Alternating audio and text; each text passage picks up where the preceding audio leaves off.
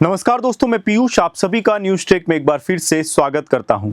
आज बात करेंगे मध्य प्रदेश में बाघों की क्या सिचुएशन है, कैसे मध्य प्रदेश तमाम तरह की चुनौतियों का सामना करके इस वक्त टाइगर स्टेट बन चुका है। 2010 में जब बाघों की संख्या घटकर सिर्फ 257 रह गई थी, तब मध्य प्रदेश के लिए ये चिंता का सबसे बड़ा कारण बना।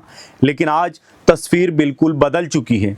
2022 की राष्ट्रीय बाघ गणना में पता चला कि प्रदेश में 785 बाघ हैं, जबकि कर्नाटक में 563। यही वजह है कि आज मध्य प्रदेश को देश का असली टाइगर स्टेट कहा जाता है। यह सफर आसान नहीं था। 2006 में प्रदेश के पास करीब 300 बाघ थे, लेकिन लगातार शिकार, जंगल कटाई और मानव दबाव से यह संख्या घट गई। 2014 में यह बढ़कर 308 पहुंची, 2018 की गणना में 526 और फिर 2022 में 785। ये आंकड़े दिखाते हैं कि संरक्षण की कोशिशें सही दिशा में चल रही है। दरअसल बाघों की गिनती कोई आसान काम नहीं है। कैमरा ट्रैप, उनके पग मार्क और डीएनए टेस्ट जैसे कई आधुनिक तरीकों का इस्तेमाल किया जाता है। 2022 की रिपोर्ट में कहा गया कि 785 में से 726 बाघ कैमरों में यूनिक इंडिविजुअल के तौर पर दर्ज हुए।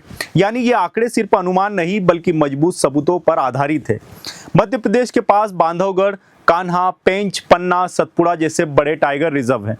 यही नहीं, पिछले कुछ सालों में 3 नए रिजर्व बनाए गए। 2023 में वीरांगना दुर्गावती, 2024 में रतापानी और 2025 में माधव टाइगर रिजर्व। इसके साथ ही ओमकारेश्वर को टाइगर रिजर्व बनाने की प्रक्रिया लगभग पूरी हो चुकी है। जब यह बनेगा तो मध्य प्रदेश के पास कुल 10 टाइगर रिजर्व होंगे, जो किसी भी राज्य से सबसे ज्यादा है। इन कोशिशों से सिर्फ बाघों को घर नहीं मिला, बल्कि पर्यटन और अर्थव्यवस्था को भी ताकत मिली। कान्हा और बांधवगढ़ जैसे पार्कों में सफारी के जरिए हर साल हजारों पर्यटक आते हैं और हजारों करोड़ रुपए का यहाँ पर फायदा होता है।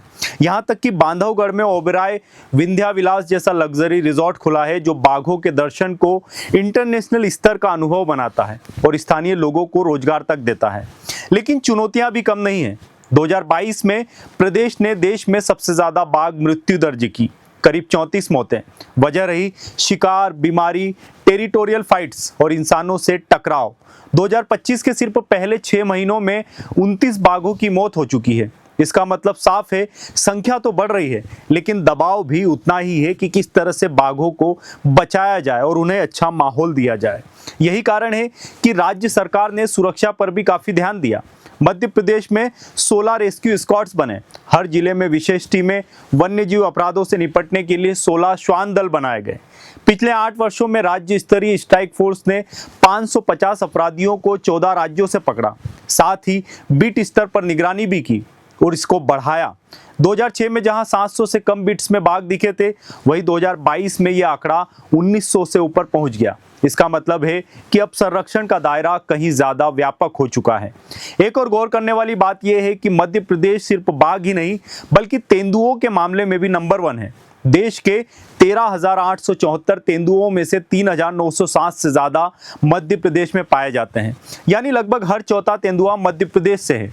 यह इस बात का सबूत है कि राज्य की जंगलनुमा जमीन अब भी वाइल्ड लाइफ के लिए सबसे सुरक्षित है।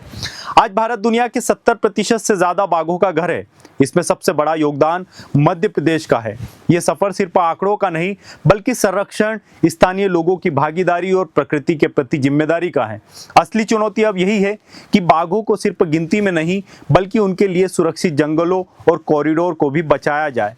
मध्य प्रदेश का यह प्रयास दिखाता है कि अगर इच्छा शक्ति हो तो जंगली जानवर और इंसान दोनों साथ जी सकते हैं। यही वजह है कि टाइगर स्टेट का खिताब सिर्फ एक टैग नहीं बल्कि हमारे लिए गर्व की बात है और ये एक हमारे लिए जिम्मेदारी भी है।